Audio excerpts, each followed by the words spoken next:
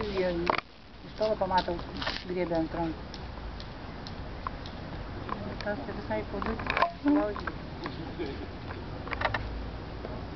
Pelėlą užlaužta ir palaužtų kojas.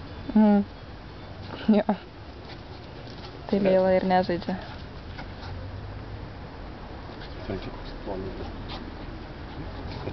Uodega ten atrodo lūžus jau net.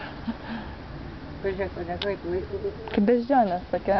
Ir pažiūrėk, nareliais atskirai kažkaip, man atrodo, banguoja. Ne, matai, tie nareliai atskiri, kaip, va. Matai, tokie, Amalija, žinai, kaip į tą kirminą, žinai.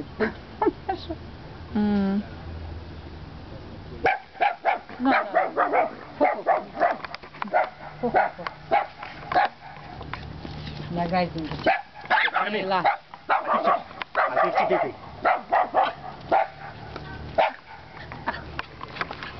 Geriau šitą pakankinkite. Žmonės taip ir laukia. Matyti irgi, žinai, retai kada gauna padraugauti su tokiais, tai... Kažkiek čia pilka, spalva neruda net. Man šipna. Kažkokia berniukas. Kalbė, kaip siūlas. Leila valgytis kaip pradėjo. Nes šitas kažkaip... Rankas, Viktorai, prašom. Ir jau čia nesilyginsiu su jūsų, čia 3 kartus kaip... Nu.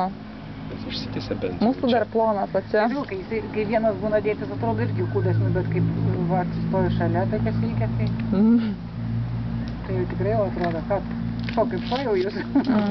Man atrodo, šeimininkai čia turės ateiti. Neateis jų šuo. Jis išsitėsia bent jau kažkiek. Kai čia jau toks padrasėja prie visų. Bet uodega tokia beždžionė. Tokia plona. Ai, ten jėda. Kojelė vištas turbūt. Gal ten jisai skubėjo matyti, kad jisai prilužinėjo tų nariukų. Ne, tai net nereaguoja. Nu. Tai net Leila pabaigė savo